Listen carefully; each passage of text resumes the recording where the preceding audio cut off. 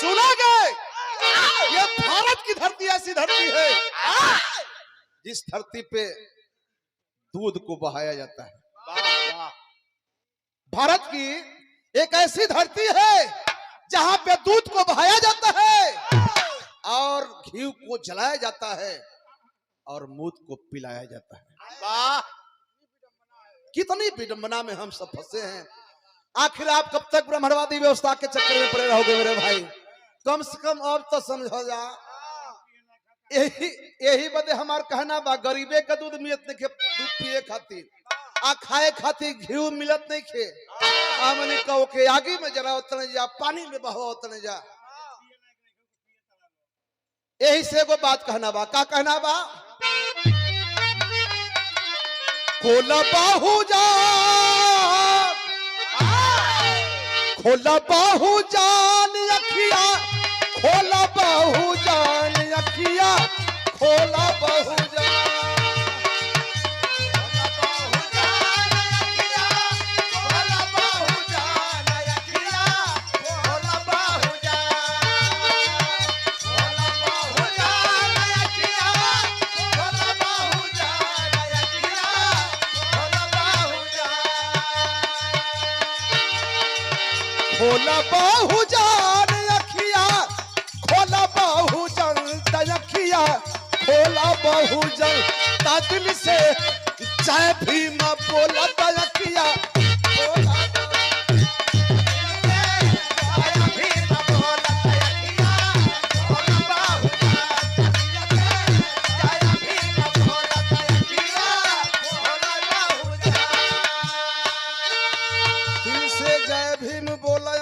खोला बहुजन।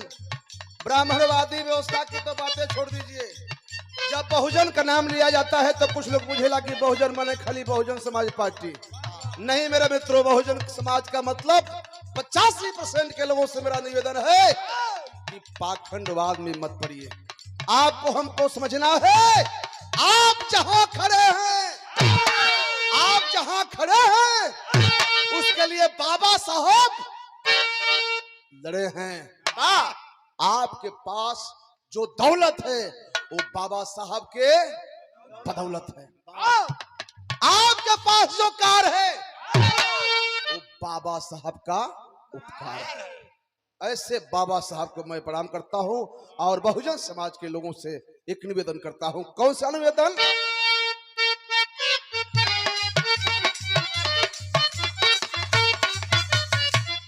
लिखल पाथी पातारा में, लिखल पाथी पातारा में काली करतूती,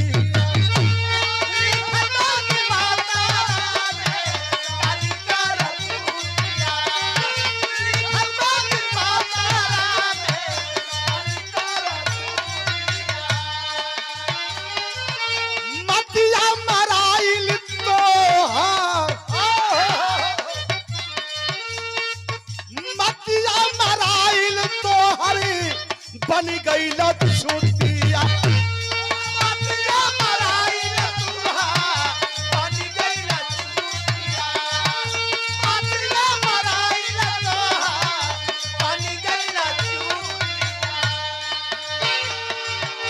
मतिया मराइल तोहरे बन गई लछुतिया, तयखिया खोला बहुजन, तयखिया खोला बहुजन, रंगीला भ्रष्टा चोला तयखिया खोला बहुजन,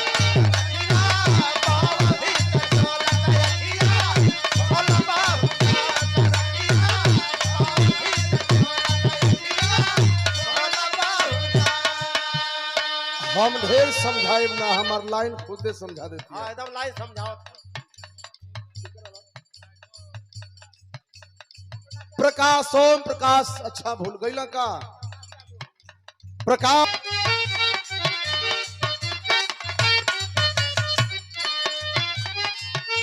यही लाइन है। कौन सी लाइन है? गोबरा पूजाला गो मूत्र भी पियाला,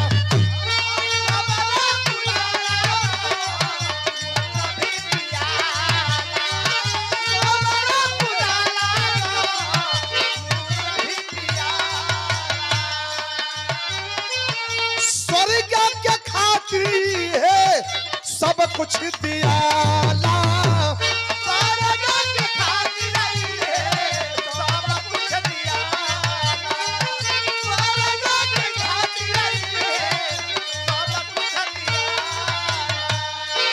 गोबर पूजाला गौमूत्र भी पियाला।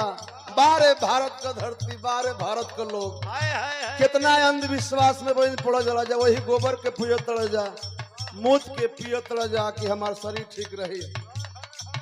आ कहत रहा कि पहलवा काशीनाथ में कहे अब जा 2 लाइन बना जल जातनी। बारह जमाना के लोग एगो बात जरूर कहतनी का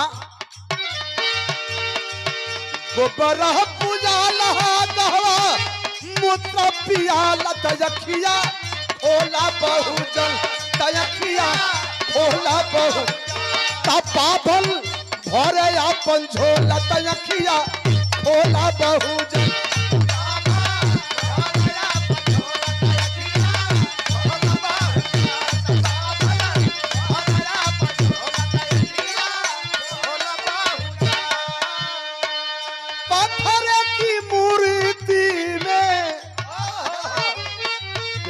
बड़ विडम्बना में हमके तो के लोग डल ले बा। पत्थरे की मूर्ति में प्राण पैठावता लो, प्राण डलता लो। जो भगवान को लाए हम उसको लाएंगे, हम इस पे नहीं जाना चाहते। जो भगवान को लाए हैं मैं उनको लाऊंगा। अब जब ये भगवान ने किया दिला तो इनसे बड़ा भगवान के दुनिया में बा। बार विडम्बना, बार धरती के लोग का विडम्बना में पड़ल पड़ जाए भाई। तनी सुनो जा का पत्थर की मूर्ति में प्राण पहिरावे ले, पत्थर की मूर्ति में प्राण पहिरावे ले, पत्थर की मूर्ति में प्राण पहिरावे ले। मारे माई बाबू नहीं। जब पत्थरे की मूर्ति में प्राण डाल लेते जा तो हम कहते कि तुम्हार माई बाबू मरतन तो कहे ना उन्हीं के जियत हो जा। इतने पास तोरे पास पावर बा। हम तो एगो निवेदन करते कि हमरो माई बाबू मर गए, हम बचपन में 6 महीना रखी तब तो एगो निवेदन है भैया हम जिंदगी बड़ा भारी रहती, हमरो माई बाबू के जियत हो जा। तुम्हार जिंदगी बड़ा भारी रहती, सेवा करती। तो सुन लो जा कौन लाइन बा। पत्थर की मूर्ति में प्राण पहिरावेला,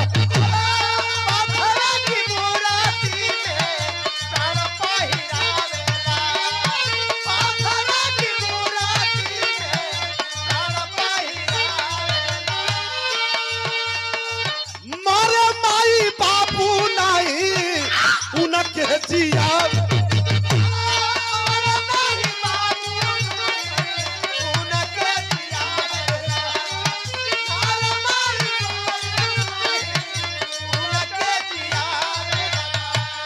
मोरे माई बाबू नहीं उनका जियावत अखिया खोला बहुजन तयखिया खोला बहुजन तो उनके ग्रह नहीं होला तयखिया खोला बहुजन।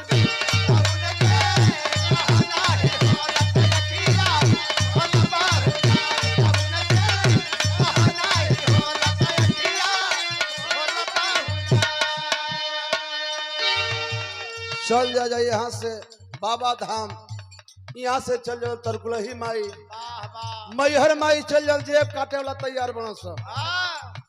जौने देवी जी का पूजा करे जाता जाए एगो अपने बाल बच्चा खातिर जाते हो जा, उनका पूजा पाठ करे आ वही केहू की बच्चा के जान लेते हो जा। छप छप मुड़ी काटतन से भाई लाइन लगल बा वही माता जी के बाहर। माता जी अपनी बच्चा का लाज बचाओ खातिर जान बचाओ खातिर अच्छा करे खातिर जाता जा, दूसरे के जान लेता जा। माई ये खोला नहीं खी बोलो बारे माई चल चलो यहाँ से बाबा धाम मैहर माई तो जब कतरा तैयार बना सा जब काट के लेके भगतन सब खड़े खड़ा मार ले यहाँ से पते न चलिए रो बैठ के ऐसी बिन बना है देश में। तो एगो बात कह जाता का तोहरा के पूजा पाठ में हमनी का कितना फसल बने जा। पूजा पाठ में एक बेर पूजा करता नहीं जाता मैं 10,000 20,000 का खर्चा पड़ता आई नहीं कि जब भले हमने का खेत पानी धरे के पड़े चली लेकिन पूजा पाठ ना छोड़ब ऐसे वो कहना बता हाँ हाँ तोहरा के पूजा पाठ में दिहले फसाई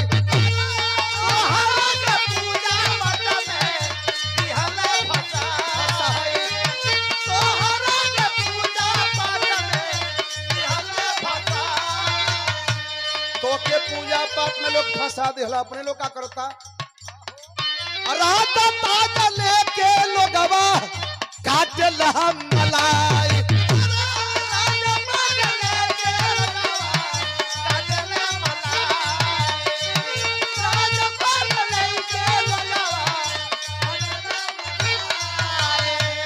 राजा ताजा लेके लोगवा काटला मलाई त कहिया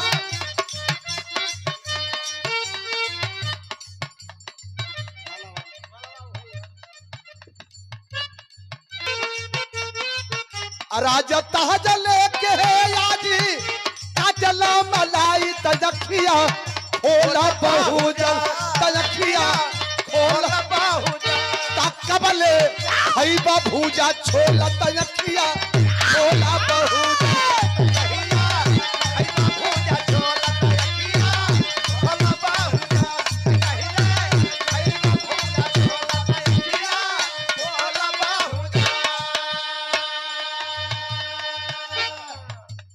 छोटे अनुज राम कुंवर से करो बड़ा मेहनत के लिए मेहनत करके रात दिन जग करके आपकी लड़ाई लड़ करके आपको हमको यहाँ तक पहुंचाने का बाबा साहब ने काम किया है संभालना हमको रात को अकेले बाबा साहब आप सबको समझाने और बताने का काम किए आयता ना हमनी का पढ़ल लिखल बने जा लेकिन बाबा साहब का एगो बात लेके चल लिखे जा पावत पढ़े लिखे डी बाबा का मंदिर बनावे खातिर 10,000 रुपया देते नहीं जा बाबा साहब का जयंती मनावे खातिर 50 रुपया देते नहीं जा शर्म नहीं आती है जय भीम कहने में शर्म नहीं आ रहा है जय भीम कहते हो तो शर्म आ रहा है और जय श्री राम कहते हो तो मजा आ रहा है अपने लोगवा जय भीम कहता तो शर्म आवता लाज लगता पहलवा गाई हम की कहे जय भीम बोलना में लाज लगता कहे लाज लगता भाई अरे जब हम तू जय भीम ना बोले तो दूसर के बोली का आवत मजबूरी में बोलत ओटवा लेवे खातिर आ कहत कि चमारन का जान तो हमार बात बुरा लगी तो क्षमा करे जा एगो बात हम सुन ले बनी आंखी से कुछ छौरा ई कहत कि खाली चमारन का जय भीम बोल देबो या पर छू लेबो तो बुझियो सके हम हाँ पक्का मिशनरी हो तो ये मत करिए एक बात और मैं कहता हूं मित्रों आपको हमको समझना होगा पूरा बहुजन समाज को 85% के लोगों को समझना होगा कि बाबा साहब ने आपके लिए हमारे क्या किए थे क्या कह के गए थे जरा सुनेंगे अरे शिक्षा के बिना संग हमारा आखिरी लाइन है चलाल भैया अब परी पे जो लाइन है आ यही बिना अधूरा हमने कहीं जा बाबा साहब रात दिन पढ़ाई कैलन हो तो अब आके ऐसे मुकाम पे बाबा पहुंचे आज पूरा देश पूजा कर रहा है नाम ले रहा है उनका हमनी को लड़का के पैसा देते नहीं जा मोबाइल देते नहीं जा कपड़ा देते नहीं जा सब कुछ देते नहीं जा तो मोबाइल में रिपीट करके फेल हो जाता ना सब तो आपको हमको सबसे पहले सतर्क होना पड़ेगा और शिक्षा की बात करना होगा इसलिए कहना है क्या शिक्षा के बिना संग धनवा अधूरा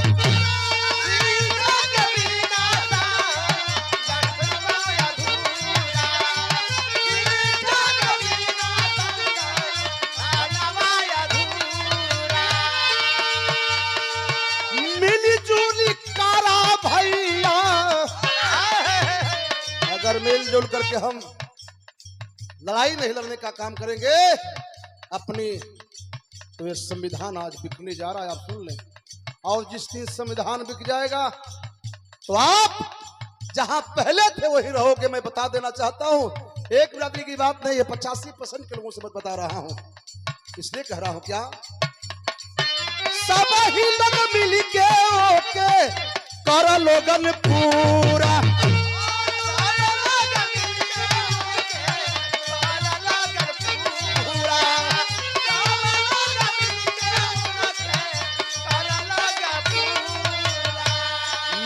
चूली सब ही लोगन कराया जब पूरा तयखिया खोला बहुजन तयखिया खोला बहुजन में से चाहे जा कहर बोला तयखिया खोला बहुजन में से चाहे जा कहर बोला तयखिया खोला बहुजन में से चाहे जा कहर तयखिया खोला बहुजन में से चाहे जा कहर बोला तयखिया खोला बहुजन